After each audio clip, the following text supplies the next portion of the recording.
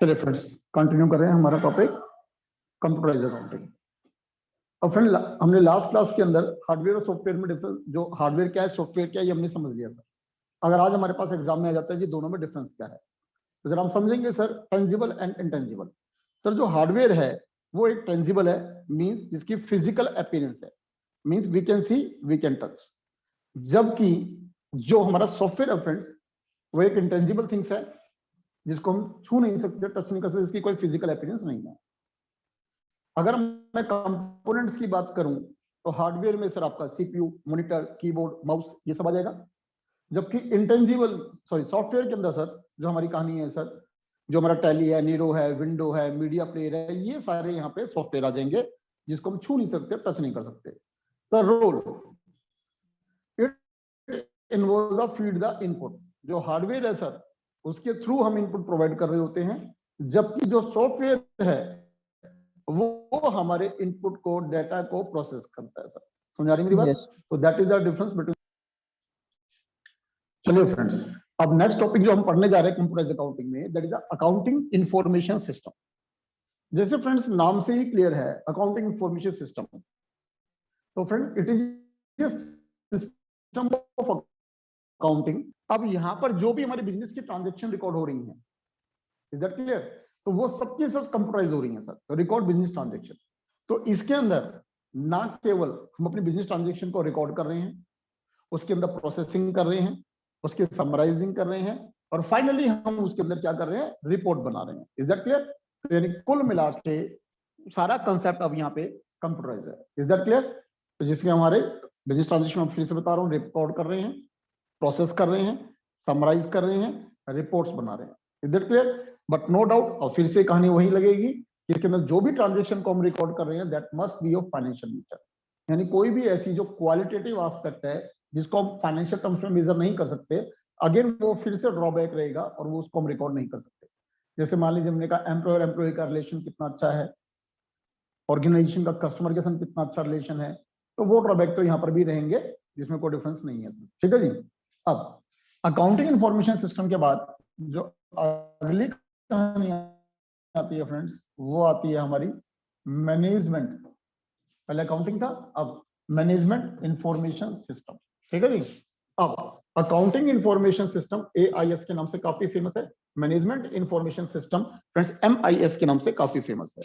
अब जो management information system है ये किस तरह का है सर? इसमें बेसिकली जो आपकी रिपोर्ट्स पहले बनाकर दी AIS ने, उसको एनालाइज करना, उसको इंटरप्रिटेशन करना, उससे कुछ कंक्लूजन निकलना, ये सारी कहानियां हमारी इन्वॉल्व हो जाएंगी मैनेजमेंट इंफॉर्मेशन सिस्टम के अंदर। तो बेसिकली इसमें क्या आ गया सर, इसमें आपकी प्लानिंग, कंट्रोल, डिसीजन, ये सब भी इसमें इन्वॉल्व हो गया। इसका मतलब क्या हुआ? इसका मतलब सिंपल सा हुआ कि जो हमारा मैनेजमेंट इंफॉर्मेशन सिस्टम है ये वाइडर है अकाउंटिंग इंफॉर्मेशन सिस्टम से। तो we can say accounting information system is the sub part या sub system of management information system. तो management information system is a wider term. ठीक है जी। क्यों? क्योंकि जब तक अकाउंटिंग इंफॉर्मेशन सिस्टम रिपोर्ट्स बनाकर नहीं देगा, कब तक मैनेजमेंट किस तरह से उस रिपोर्ट को एनालाइज करेगा, इंटरप्रिटेशन करेगा, प्लानिंग करेगा, कंट्रोल करेगा, डिसीजन लेगा, स्ट्रेटेजी बनाएगा, हाउ इट इज पॉसिबल? तो that's why I am saying information system का। Is this clear? चलिए फ्रेंड्स, अब इसके बाद जो हम नेक्स्ट पढ़ने जा रहे हैं, अब वो पढ़ने जा रहे हैं किस तरह से हमारी जो मैनुअल अकाउंटिंग है वो कंप्यूटराइज्ड अकाउंटिंग से वेरी करती है। तो देखिए फ्रेंड्स, ये देखिए जी, मैंने कहा मैनुअल अकाउंटिंग और computerised accounting system accuracy. Sir इसमें कोई डाउट नहीं है कि मैं यहां पे बात करूं कि जो मैनुअल अकाउंटिंग अगर एक्यूरेट है तो कंप्यूटराइज्ड अकाउंटिंग कंप्लीटली एक्यूरेट है। आप मेरी बात को समझ रहे हो? जैसे कि हमने रेक्टिफिकेशन वाले चैप्टर पढ़ा था, तो मैनुअल अकाउंटिंग में कहा ना कई बार गलती हो जाती है, तो इस तरह की गलती कंप्यूटराइज्ड अकाउंटिंग में हमें देखने को नहीं मिल रही होती। राइट? चलिए अगला, स्पीड। जो मैनुअल अकाउंटिंग है और जो कंप्यूटराइज्ड अकाउंटिंग है, तो मैनुअल अकाउंटिंग डेफिनेटली काफी स्लो स्पीड है as compare to computerised accounting के। अब फ्रेंड्स, हम जब इतना अकाउंट्स पढ़ चुके हैं, और ये तो हम यहाँ पे लगा के चलिए इसमें लगभग लास्ट चैप्टर ही पढ़ रहे हैं, तो जब हम मैनुअल अकाउंटिंग कर रहे हैं तो जरा ध्यान दीजिए, सबसे पहले हम क्या कर रहे हैं, बिजनेस ट्रांजेक्शन को रिकॉर्ड कर रहे हैं, उसके बाद सर हम जनरल एंट्री कर रहे हैं, फिर उसके बाद हम लेजर बना रहे हैं, फिर हम ट्रायल बैलेंस बना रहे हैं, फिर trading P&L and then after balance sheet बनके हमारी तैयार हो रही है। उसके बाद जाके रिपोर्ट्स बननी शुरू होंगी। ये बेसिकली रिपोर्ट्स बनाने का जो काम होगा वो हम अगले सेशन में नए उसमें पढ़ेंगे सर। अब आप मेरी बात को समझिए सर, इसमें तो कहीं ना कहीं टाइम लगेगा ना, लेकिन समझिए अगर यही सब कुछ अगर कंप्यूटराइज हो रहा है, मतलब केवल हम उसे बिजनेस ट्रांजेक्शन रिकॉर्ड करके और जनरल एंट्री करके दे रहे हैं, तो वो ऑटोमेटिकली तुरंत लेजर में कन्वर्ट कर देगा। हमारा जो कंप्यूटर सॉफ्टवेयर है वो ऑटोमेटिकली उसे ट्रायल बैलेंस बना के दे देगा आपको, हैंड टू हैंड ट्रेडिंग बना देगा, हैंड टू हैंड P&L बना देगा, hand to hand balance sheet बना देगा। मतलब आप एक ट्रांजेक्शन को पास आउट करिए उसके अंदर, और उसमें जो भी ट्रेडिंग P&L बैलेंस शीट में जो चेंजेस होंगे वो सारे चेंजेस करके आपको सामने दे देगा। तो आप देखिए ना सर, तो मैनुअली तो इतनी जल्दी पॉसिबल ही नहीं है ना, तो that is the difference here. तो इसके लिए मैं आपको ये बोल रहा हूं कि जो हमारी कंप्यूटराइज अकाउंटिंग है उसकी स्पीड बहुत फास्ट है as compare to that one. अब कॉस्ट ऑफ अकाउंटिंग, फ्रेंड्स ये बात मैं आपको पिछली क्लास में बता चुका हूं कि आप इस बात को हमेशा ध्यान रखिए। क्या मैंने कहा, एक ह्यूमन बीइंग है, ह्यूमन बीइंग, ठीक, और एक आपकी मशीन हो गई सर। तो ज्यादातर आप ये मानेंगे कि जो ह्यूमन बीइंग की जो कॉस्ट है वो ज्यादा है एज कंपेयर टू जो आपकी मशीन की जो कॉस्ट है वो कम है। आप समझ रहे सर? अब एक बात को समझिए, अगर मैं ये कहूं एक मैन एक काम कर रहा है, यानी ह्यूमन बीइंग एक काम कर रहा है, और वही काम सर अगर मान लीजिए एक मशीन से करवाते हैं, तो आप ये मानिए सर मशीन की जो कॉस्ट है सर वो वन टाइम कॉस्ट है, उसके बाद तो सर उसकी क्या लगनी है, रनिंग कॉस्ट लगनी है। आप बात समझ रहे हैं? तो इसलिए जो ह्यूमन बीइंग की कॉस्ट है, जो टोटलिटी में बात करेंगे तो वो ऑलवेज ज्यादा पाएगी generally as compare to machine. तो इसीलिए मॉडर्नाइजेशन के अंदर आप देखेंगे ह्यूमन को रिप्लेस कर करके मशीन आती जा रही है। Have you got it? जैसे मैंने पीछे भी एग्जांपल दिया था, अगर एक बैंक है, अब बैंक में आप देखिए बहुत सारी चीज पे, बहुत सारी एक्टिविटी प्रोसेस पे ह्यूमन को अपडेट करनी है, मशीन अवेलेबल है। कैश डिपॉजिट करना है, नाउ मशीन अवेलेबल है। विड्रॉ करना है, मशीन अवेलेबल है। तो आप सोचिए उस मशीन की कॉस्ट है कितनी सर? तो अगर मैं ये कहता हूं उस मशीन की कॉस्ट 2 लाख भी है, 3 लाख भी है, तब भी सर वो ह्यूमन बीइंग से सस्ती पड़ेगी ना। अगर आप 1 साल 2 साल 3 साल का पीरियड ले लोगे तो लास्टली आप देखेंगे कि ह्यूमन बीइंग की जो कॉस्ट है उससे कॉस्ट हमारी जो है मशीन की कम है।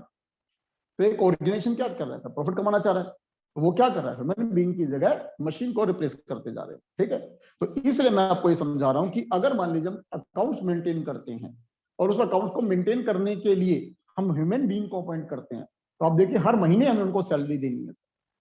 Have you got it?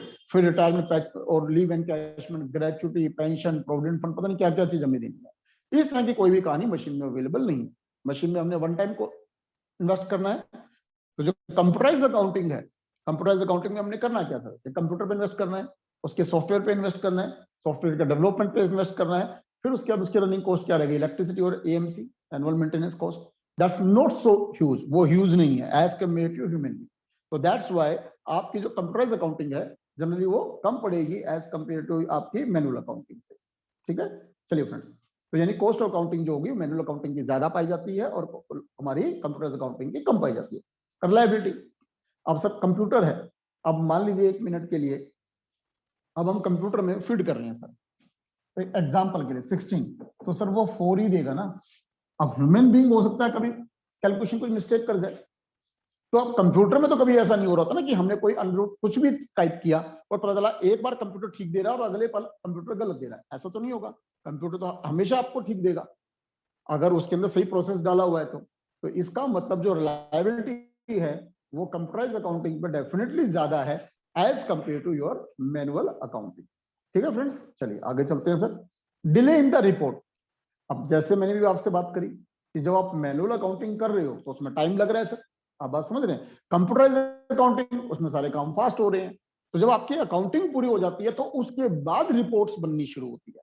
ठीक, तो अब जब अगर कंप्यूटराइज अकाउंटिंग में आपकी अकाउंटिंग सारी जल्दी कंप्लीट हो गई तो रिपोर्ट्स बनने की बारी जल्दी आ जाएगी, तो डेफिनेटली रिपोर्ट्स जो होगी वो भी जल्दी बन जाएंगी, जबकि मैनुअल अकाउंटिंग में रिपोर्ट्स बनने में भी डिले होगी। तो इन सभी बातों से हमने ये सीखा कि जो कंप्यूटराइज अकाउंटिंग है वो डेफिनेटली मैनुअल अकाउंटिंग से फार बेटर साबित हो रही है, जिसकी वजह से आज बहुत सारे ऑर्गेनाइजेशन जो हैं, मैक्सिमम ऑर्गेनाइजेशन, वो कंप्यूटर अकाउंटिंग पे शिफ्ट होते जा रहे हैं, डाइवर्ट होते जा रहे हैं। डेटाबेस सिस्टम सर, अब डेटाबेस सिस्टम की कहानी क्या है? मैंने कहा फ्रेंड्स, डेटाबेस सिस्टम, अगर कोई भी हमें किसी का भी अकाउंट्स बनाना है तो उसके लिए कंप्यूटर को क्या चाहिए सर? डाटा चाहिए। आप मेरी बात को समझ रहे हैं? अब सर जो डाटा है, अब ये ऑर्गेनाइजेशन टू ऑर्गेनाइजेशन वेरी करता है।